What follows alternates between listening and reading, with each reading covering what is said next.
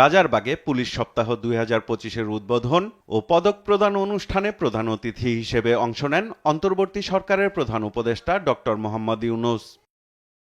পেশাগত কাজে ভূমিকা রাখা পুলিশ সদস্যদের পদক পরিয়ে দেন প্রধান উপদেষ্টা। প্রধান অতিথির বক্তব্যে পুলিশ ও অন্যান্য বাহিনীর প্রচেষ্টায় দেশের আইনশৃঙ্খলা পরিস্থিতি অনেকটা নিয়ন্ত্রণে আনা সম্ভব হয়েছে বলে উল্লেখ করেন ডক্টর মোহাম্মদ ইউনূস।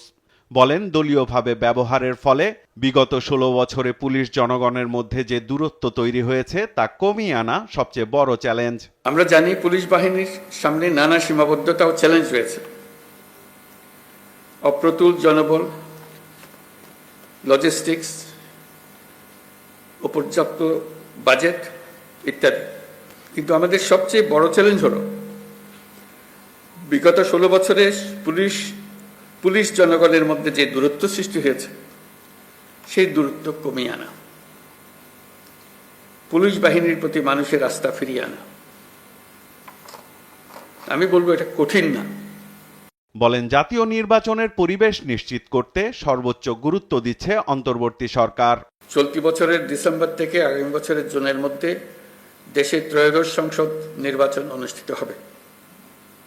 সেই নির্বাচন যেন সুষ্ঠু ও শান্তিপূর্ণ উপায়ে অনুষ্ঠিত হয়, সেজন্য পুলিশ সদস্যদের ভূমিকা খুবই গুরুত্বপূর্ণ।